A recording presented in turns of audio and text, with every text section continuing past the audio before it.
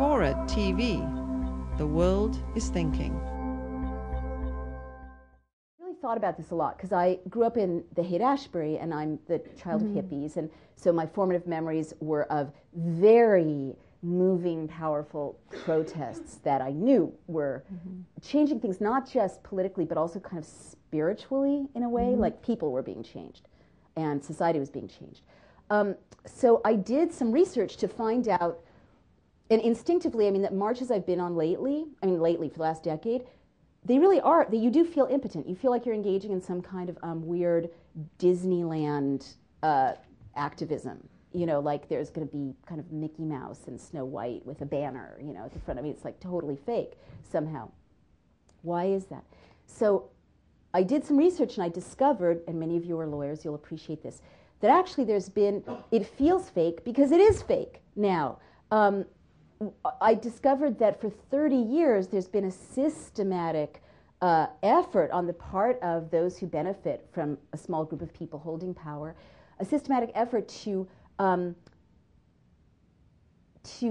kill off effective protest by a death by 1,000 cuts of bureaucracy, over permiticization in jurisdiction after jurisdiction. So what do I mean by this?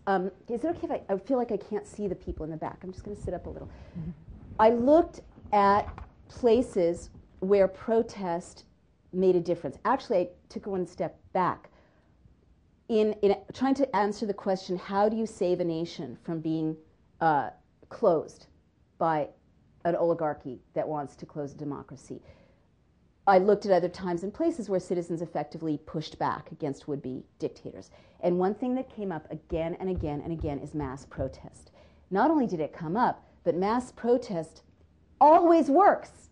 Always works. I mean, unless the leaders are willing to literally send out the military with submachine guns and mow people down, mass protests like the kind you saw in Pakistan, the kind you saw with people power in the Philippines, the kind you saw all over the Baltic states, Estonia, when they were bringing down the Soviet Union, the kind you saw in East Germany, always works. The civil rights movement, mass protest. Okay, so what kind of mass protest? The kind of mass protest that always works is illegal just about everywhere in the United States today. Why is that?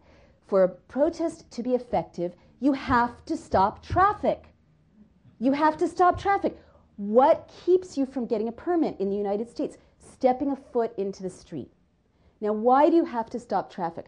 Because for a protest to do anything, it has to disrupt business as usual. I don't mean violence. Whoever's tape recording this, to take it back to, Quantico or whatever, I don't mean violence. I mean dissent. Martin Luther King, who wrote Letter from Birmingham Jail because he marched without a permit, said sometimes it is important for the tension to rise up, for people to see that all is not well, and that you do that by stopping traffic. That's how citizens indicate, business as usual is not acceptable. And by the way, the founders did this all the time, up and down the eastern seaboard in the 1760s, 1770s, 1780s, mass protests of ordinary citizens who didn't like the British crown, and they dismantled the tax collectors' mansions brick by brick till there was not a brick standing. Or then they had their nation and they didn't like what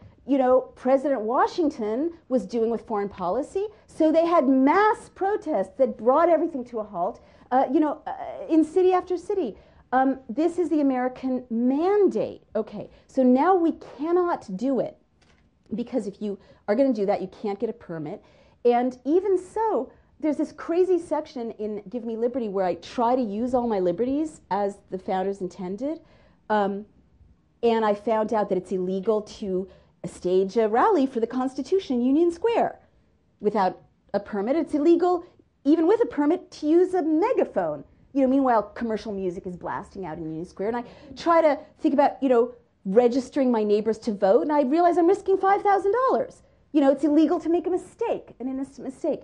And, that you can't, oh my God, if you try to get a friend to run for Senate in Virginia, you go 2 clicks in and then you realize you need to hire a lawyer because you could be breaking the law if you have a bake sale, and you need a bake sale to get the money to hire the lawyer. And I realize, and of course, that last one is important because campaign finance reform necessitated, but apart from that, barrier after barrier after barrier has been deliberately set in the place of citizens to keep them from leading the nation. And so back to protest, there's this systematic neutering of our marches. So yes, you can get a permit to go from here on the mall to here on the mall. That changes, pardon me, all. It changes nothing. And it will never change anything. And whether the media covers it or not, it will never change anything.